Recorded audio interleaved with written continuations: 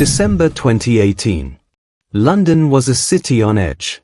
Every few hours, another victim appeared on CCTV, someone walking home, unlocking a car, stepping out of a station, and within seconds they were on the ground.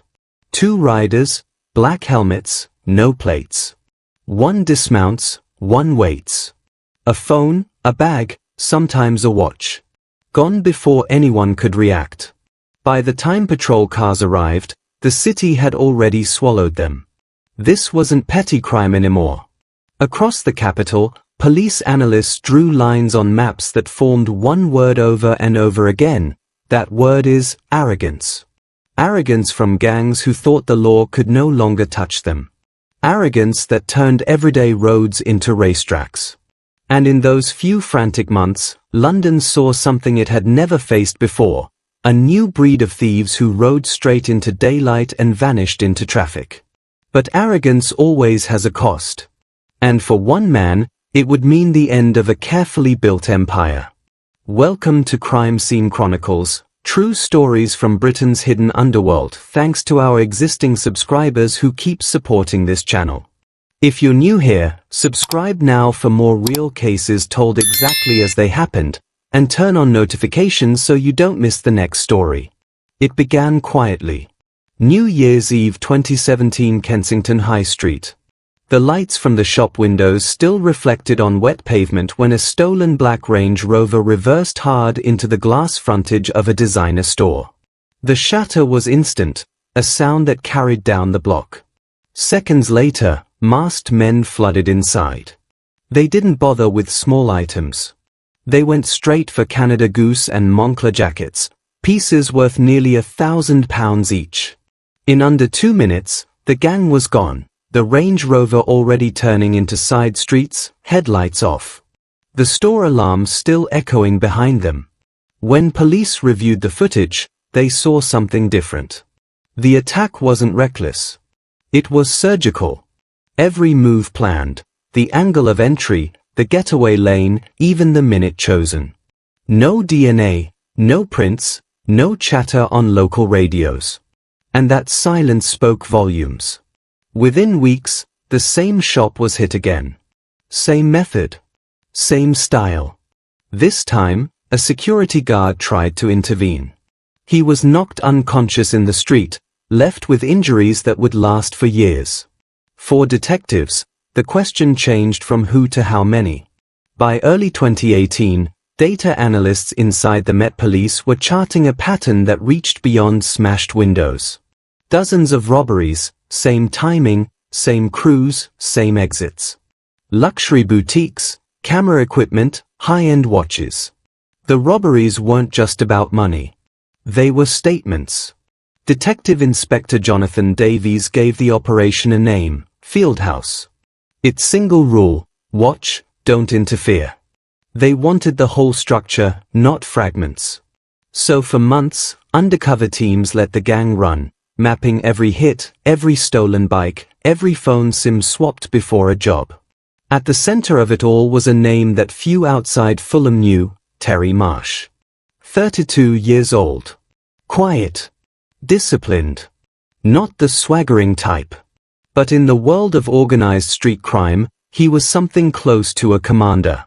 He treated robbery like a project. Each job rehearsed. Each participant assigned a role, riders, lookouts, blockers, collectors. Marsh himself rarely touched a weapon. He didn't need to. His authority was precision. The gang's power came from speed and fear. They rode modified mopeds that could outrun patrol cars through narrow streets. No plates, no mirrors, lights taped to slits. Each bike had its own burner SIM connected only for the duration of a hit. Within minutes it was destroyed. To the public, they were ghosts. Between February and June 2018, the Fieldhouse team documented more than 40 robberies across the city. Each more confident than the last. It wasn't long before one of those raids would make national headlines. March 22, 2018. Putney Bridge.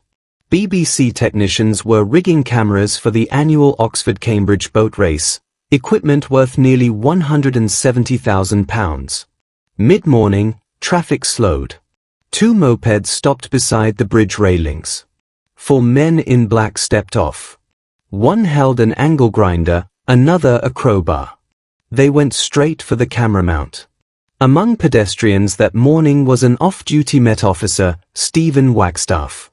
He saw the sparks before he understood what was happening. Without backup, he moved forward, shouting for them to stop. One rider kicked out, another threatened him with a blade. The officer held his ground just long enough to make them hesitate. Too many witnesses. They fled empty-handed. But arrogance never leaves quietly. An hour later, the same crew struck again on Lonsdale Road. This time, they succeeded. The camera was gone. What the gang didn't know was that Operation Fieldhouse had already connected the dots. The same mopeds. The same pattern of routes. And a growing list of names circling one address in Fulham. Over the next months, the crimes escalated. A red moped smashed into the glass doors of Watches of Switzerland on Oxford Street. Inside, thieves ransacked display cases while others stood guard with machetes. On Bond Street, they repeated the scene, this time adding something new, acid. A bottle of noxious liquid raised to keep crowds back. Every job, faster and bolder. Then came June 4th. A celebrity victim. Comedian Michael McIntyre was parked outside a North London school, waiting for his 10-year-old son. 2 riders pulled alongside his Range Rover, smashed the driver's window with a hammer, and tore a £15,000 Rolex from his wrist before speeding away. The attack lasted less than 30 seconds. The public outrage was immediate. News crews camped outside the scene, politicians promised new powers, and Met commanders faced questions in Parliament. But on the inside, Fieldhouse detectives stayed silent. They were close. By July 2018, they could predict the crew's moves almost to the minute. Every SIM card, every storage site, every stolen moped traced through cell tower logs and CCTV networks. And before dawn on a warm Monday morning, the silence broke. Across Fulham, Ealing, Westminster, and Shepherd's Bush, arrest teams moved in. Marsh was taken first. No struggle, just a quiet look that said he already knew. One by one, the others followed: Kian Taylor, Omar Tarrant, Josh Strongmius, Stephen Weller, Aaron Parkew, Scott Lever, and more. 12 men in total. The evidence filled an entire courtroom corridor. 12 stolen mopeds, sledgehammers, angle grinders, bolt cutters, cash, and clothing matched to CCTV frames from multiple robberies. Phone data sealed the rest. For every theft, investigators could place each man within a few streets of the scene. When the trial opened at Kingston Crown Court, prosecutors described a campaign of terror that had turned London into a hunting ground. Victims attacked in public, children witnessing assaults, security guards left injured. Judge Jonathan Davies called it a sequence of arrogant, calculated raids that spread fear far beyond the financial loss. Terry Marsh received 13 years and 2 months. Taylor, 9 years and 4 months. Tarrant, 8 years and 5 months. The rest between 2 and 7 years. Every member of the Fieldhouse network left court in handcuffs. For the first time in months, the streets fell quiet. And yet the silence didn't feel like peace. Because behind every public empire, there's always another one you can't see. They rode through daylight believing the city belonged to them. They believed fear was power. But arrogance doesn't end on impact, it mutates. While the mopeds cooled in police impounds, another empire was moving money in silence, encrypted behind screens. If you're still with us and want to see how that arrogance evolved into something even larger, like the video and make sure you're subscribed with notifications on. The next case takes us off the streets and into a network that spanned continents. The fall of the Fieldhouse crew didn't stop the feeling that something deeper was at work. For the public, it looked like victory. For detectives, It felt like a brief pause between storms. Because crime doesn't disappear, it changes form. The arrogance that once roared through London on two wheels was already learning to whisper through encrypted phones. Across Britain, new kinds of empires were forming, quiet, technical, structured. They didn't need the speed of a moped or the smash of a window. They used devices, messages, coded names. Every transaction invisible. Every conversation sealed in digital silence. And in that silence, one man believed he had found the perfect disguise. His story wouldn't begin with violence. It would begin with a name, alias Nanj. Before we move there, take one last look at the echo he left behind. A mother crossing a road, still checking her shoulder for engines she can't hear. A comedian who no longer wears a watch. A city that flinches at the sound of revving bikes. That's the residue of arrogance. It lingers even after the headlines fade. Marsh once told an associate that the rush came not from the money, but from watching people freeze. He said, when they stop moving, that's when you know you've won. But he never understood that stillness cuts both ways. The moment the gang stopped running, London exhaled, and the world they'd built collapsed. Operation Fieldhouse would become a case study inside the Met. Analysts replayed every chase, every timing error, every pattern that led detectives to the gang's door. They called it an education in arrogance. How confidence blinds, how routine exposes, how silence becomes a confession. And in those same months, another investigation was just beginning, one that wouldn't rely on cameras or street chases. It would unfold inside servers and encrypted messages, where criminals bragged about wealth they thought no one could trace. Alias Nanj wasn't a name police had seen before. To them, he was a ghost, a man who lived like a construction worker but moved money like a kingpin. He didn't need a moped or a crew with sledgehammers. He had something far more powerful, anonymity. What Marsh had done in public, Nanj was perfecting in private. One used engines, the other used code. Both believed the same lie, that arrogance could hide forever. From here, we leave the roar of London streets and step into quiet rooms where messages decide fates. Where a single photograph sent over a phone can expose an empire. And where a man who thought he'd built the perfect cover will watch it crumble, one decrypted line at a time. If you haven't yet, make sure you're subscribed and notifications are on so you don't miss what happens next. Because the next story isn't about engines or helmets, it's about power hidden behind a name. This is where arrogance learns to speak in code. And where the silence begins to break. He lived in plain sight. A man you'd pass without noticing, high-vis jacket, lunch in a paper bag, boots dusted with plaster. To his neighbors in Wandsworth he was just another construction worker walking home from the site.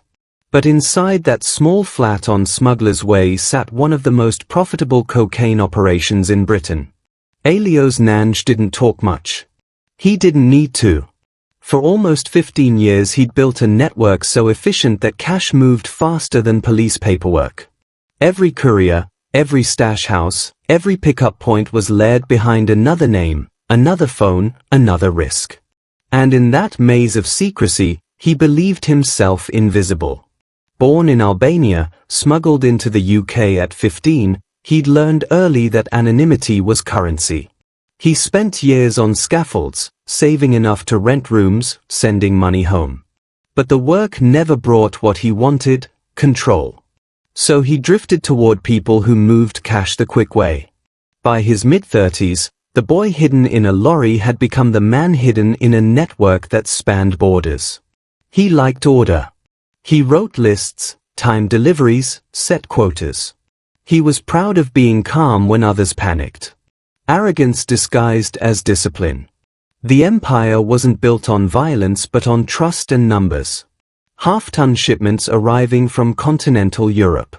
Couriers using coded words, paint for cocaine, jobs for kilos. The money moved through car washes, nail salons, construction sites. It looked legitimate because it almost was. When detectives finally pieced together the scale, they estimated that Nanj's organization had moved between 1/2 and 3/4 of a ton of cocaine into the UK. Street value, tens of millions. He handled the logistics like a supply chain executive. If the product was late, he wanted to know why. If someone bragged too loudly, they were cut off. He lived modestly, at least on paper. But inside the Wandsworth flat, police later found designer shoes, watches worth 5 figures, and nearly £40,000 in luxury clothing. One Rolex, £10,000 alone, sat beside a child's toy. It was the detail that told investigators everything, the criminal and the father in the same room. For Nanj, crime wasn't chaos. It was craft. He even mentored smaller dealers, teaching them how to import clean, how to store cash in waterproof safes, how to switch cars before a run. He considered himself a consultant in the trade. And in a way, he was. His greatest pride was his phone, a thick, unremarkable black handset that couldn't make a normal call. An encrypted device. Encrypted end-to-end, wiped remotely at a wrong password. To criminals, it was freedom. To Nanj, it was throne and diary combined. On EncroChat he used the alias Boboku, his son's nickname. He liked the irony, family as camouflage. Through that alias he moved hundreds of kilos, bragged about profits, advised others. He even sent photos of cash piles, designer sunglasses, and messages to his partner and child. To him, it felt safe. To the people monitoring EncroChat from a quiet room in Europe, it was evidence waiting to breathe. May 2020. Europol and the UK's National Crime Agency cracked the system. Millions of encrypted messages, opened like pages of a book. Every photo, every text, every alias now mapped to a real person. For Nanj, it was a death sentence written in code. The first break came not from his phone, but from a small arrest in Gloucester. Detectives there picked up a mid-level dealer, Dimitri Ginny, carrying 2 kilos of cocaine and £60,000 in cash. Routine bust. Except Ginny's phone was an EncroChat. Once unlocked, it pointed straight up the chain. To Boboku. To alias Nanj. Investigators began aligning data, cell site pings, travel routes, overlapping devices. They noticed that Nanj's encrypted phone and his personal number connected to the same towers, the same hours. A digital shadow following its owner. What fascinated them most was how arrogant he'd become inside that secrecy. He complained in one chat that lockdown had frozen £1.6 million in cash he couldn't move abroad. In another, he boasted about supplying over 500 kilos and teaching others how to expand. He even described pausing shipments to Gloucester because police activity was too hot. He was right. They were already watching. For months they built the case quietly, linking messages to photographs, bank slips, car rentals. Every alias matched a face, every delivery point mapped.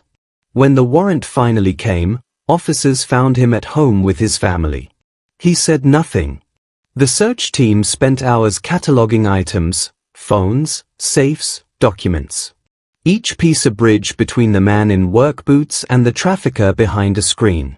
At Gloucester Crown Court, prosecutors called him the chief organizing mind. The jury didn't take long. 24 years. The man who trusted encryption more than loyalty had left enough digital fingerprints to fill a courtroom. If you're finding these stories eye-opening, subscribe for more real British crime cases told without exaggeration, and turn on notifications so you don't miss the next drop. But the most haunting part of Nanj's story isn't the sentence. It's what came after. When the cell door closed behind him, it wasn't the years that weighed on him first. It was the silence. For a man who'd lived through screens, the absence of messages was louder than any siren. The EncroChat leak rippled far beyond his conviction. Dealers, couriers, importers, whole hierarchies fell apart in days. Some fled. Others turned informant. Many still can't sleep knowing every word they ever typed is archived somewhere in a police database. Nanj became the symbol of a new truth. There is no such thing as invisible crime. But the collapse of his empire didn't end the trade.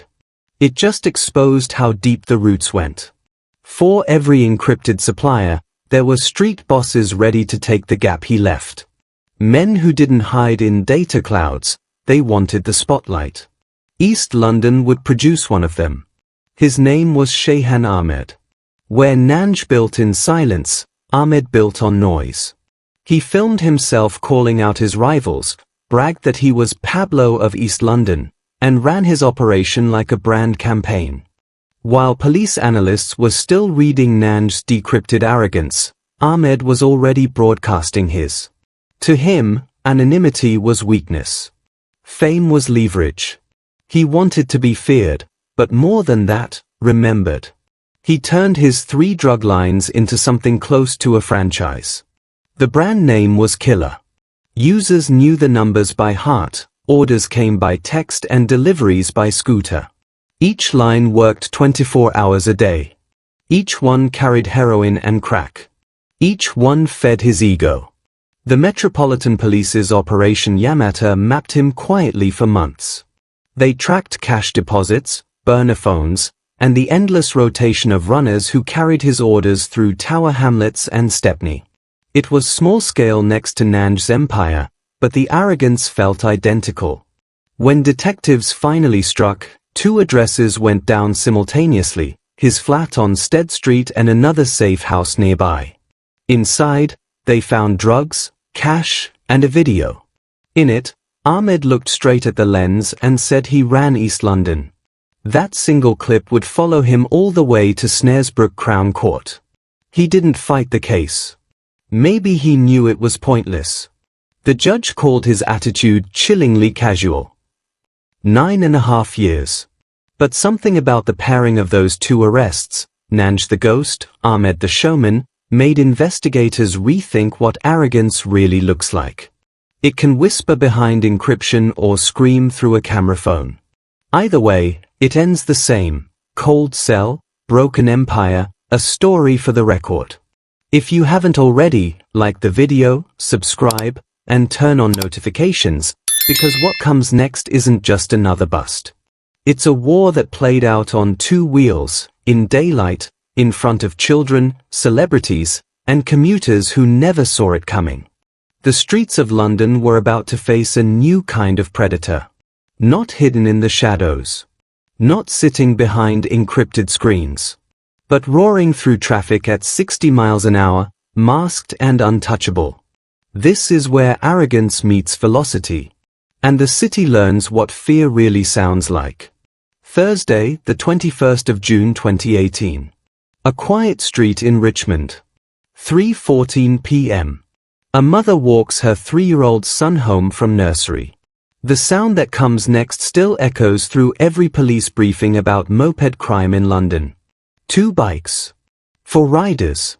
Engines low, faces masked, eyes locked. 2 stay seated. 2 dismount. 1 grabs the child's arm, the other reaches for the mother's ring. She screams, pulls free, darts into the road with her son in her arms. A car screeches. The mopeds vanish.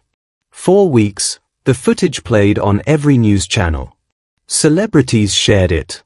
MPs called it moped terrorism. It wasn't the value of what they stole, they hadn't, but what it showed, that fear could happen anywhere, in broad daylight, in front of a child. By then, the Metropolitan Police already had a name for the pattern. Operation Fieldhouse. A covert investigation built on patience, cameras, and a promise: let them run, map every route, and bring them all down together. It began months earlier with a simple question: how do you stop ghosts on bikes? They wore full helmets, gloves, balaclavas. They rode stolen mopeds with fake plates. They were fast enough to vanish before a patrol car could make a U-turn. Chasing them meant risk, collisions, lawsuits, public outrage. For a while, the gangs ruled the streets. Then came the ram raids. New Year's Eve 2017, Kensington High Street. A black Range Rover reversed through the glass front of a luxury shop. Masks, smoke, precision. They ignored cheap stock, went straight for the £900 jackets. Gone in minutes. Police arrived to nothing but glass and silence. A month later, same store, same method. This time a security guard tried to stop them. He ended up in hospital with a fractured skull. Detectives watched the CCTV frame by frame. Same mopeds. Same helmets. Same timing. Whoever ran this crew had turned smash and grab into choreography. So the Met stopped chasing. They started listening. For 5 months, unmarked teams tracked every movement. Phones, fuel stops, drop points. And one name began repeating through their reports: Terry Marsh. Marsh wasn't loud. He didn't post videos or boast about loot. He managed jobs like a logistics chief. He kept rotating phones, SIMs, riders, routes. Always one step out of pattern. He was 32, based in Fulham, and already a legend in the shadows. Every crew needs a heartbeat. Marsh was that. He split his 12-man team into roles: riders, blockers, collectors, lookouts. He ran meetings in pub car parks. He paid on time. When he said move, they moved. February 2018. Surveillance saw the same bikes in Oxford Street traffic. 6 men, dressed in black, weaving toward Watchers of Switzerland. A red moped smashed through the door. 2 inside, 3 guarding the entrance with machetes.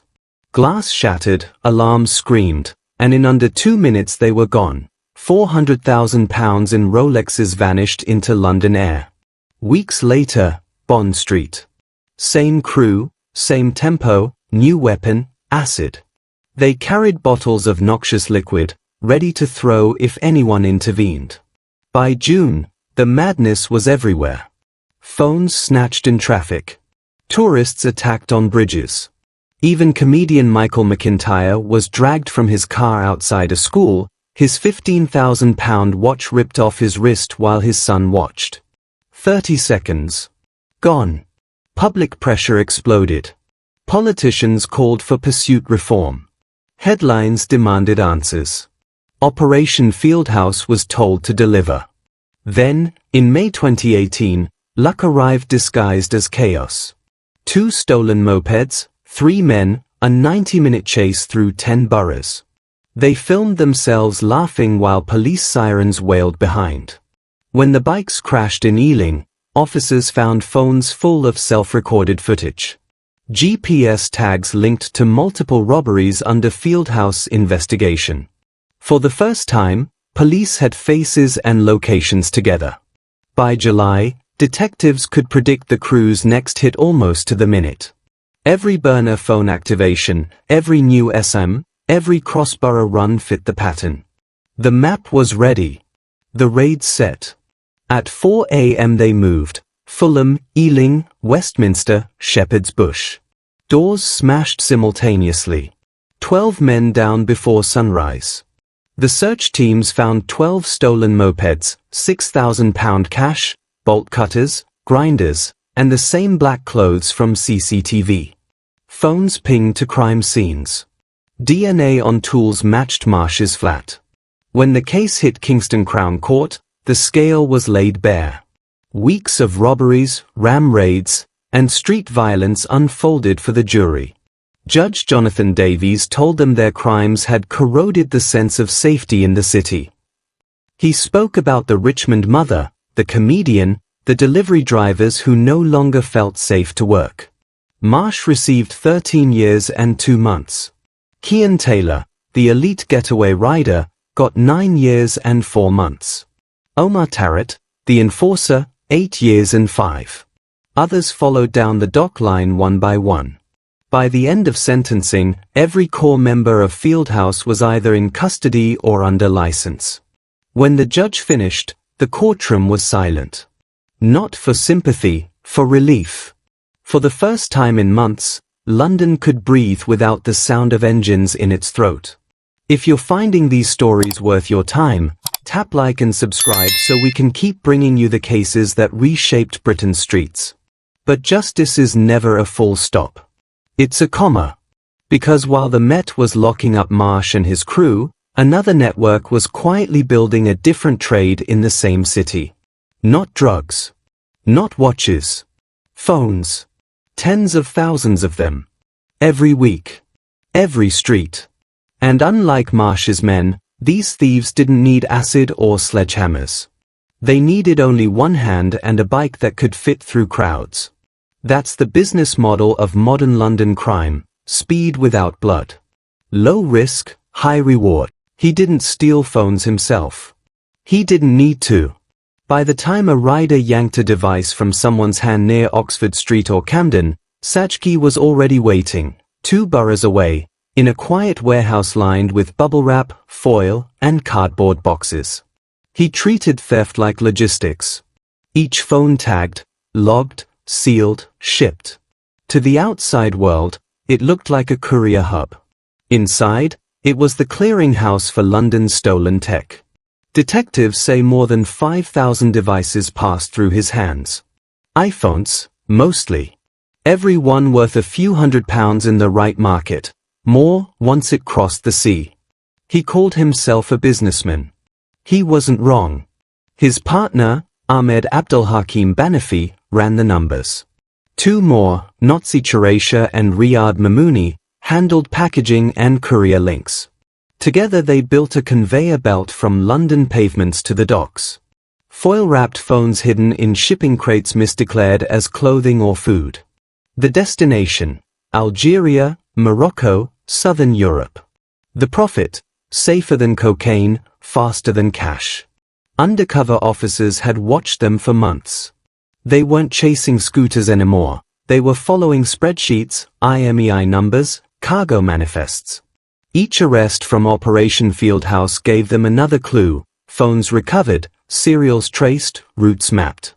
The trail led to Sajki's door in Cricklewood. When the warrant hit, the sight stunned even veteran detectives. Phones stacked to the ceiling, still warm from the pockets they'd been taken from. Ledgers listing thousands of serial numbers. Labels written like warehouse stock, Batch 17, Algeria. This wasn't petty theft, it was industrial export. At Heathrow, customs intercepted a shipment tied to his name. Over 1,000 foil-wrapped phones, sealed and ready for flight. Each one linked to a street snatch in Westminster, Camden, Hackney, or Soho. Each one a victim who'd already given up hope. By the time Sajki was brought in, he looked more confused than cornered. To him, he'd only moved property, not pain. But when prosecutors opened the photos, the stacks of phones, the cargo receipts, the Find My iPhone traces that pulsed across continents, his silence was the loudest confession of all. At Isleworth Crown Court, he got 8 years. Banafi, 4 years 8 months. Chiraisha, 3 years 5. Mamouni, 2 years 8. The sentences read like a business ledger finally closed. But the truth was, even with them gone, the streets kept humming. Because for every organizer behind a desk, there were riders out hunting. One of them was Sonny Stringer. He rode a high-powered Sir on a bike, light enough to lift, fast enough to vanish. One night alone he stole 24 phones, 22 recovered later in the same bag. He didn't see victims, only opportunity. No threats, no weapons, just speed and reach. To the police, he was proof of how industrial phone theft had become. To Sajki's buyers abroad, he was just supply. Plainclothes teams started flooding the hotspots, Oxford Circus, Piccadilly, the bridges. They moved silently, tourists among tourists. Cameras hidden, timing practiced. When a hand darted out, they pounced. Footage of arrests spread online. Officers diving from unmarked cars, phones snatched back before the thief could blink. From theft to recovery in under a minute. But the crisis was too big for reaction alone. So the Met changed strategy. They went predictive, mapping crime data, using AI from phone companies, tracing resale flows. Google and Apple stepped in with new locks, theft detection systems that freeze a phone the instant it's ripped away, even offline. The city was turning technology against the thieves who'd abused it. Yet, as one detective said later, you can't code away arrogance. Because arrogance adapts. It always has. From EncroChat smugglers to moped raiders to digital traffickers, every generation finds its tool, its thrill, its blind spot. And London keeps learning that crime doesn't vanish, it evolves. If you're still watching, hit like and subscribe, because our final chapter takes you into the heart of that evolution. When power, greed, and pride finally collide in Britain's capital, the story stops being about criminals. It becomes about us, about what kind of city we allow to exist. The next case isn't just a theft or a bust. Night falls differently over London now. The engines are quieter. The phones don't vanish quite as fast. But if you stand near Oxford Circus or Tower Hamlets long enough, you can still feel the pulse, the hum of a city that's learned to live with risk. 4 detectives, each operation leaves its scars. Operation Fieldhouse ended with applause, but also exhaustion. Hundreds of officers, months of surveillance, and a single question that never leaves the debrief room: how many more? Because for every gang they cage, another finds a gap.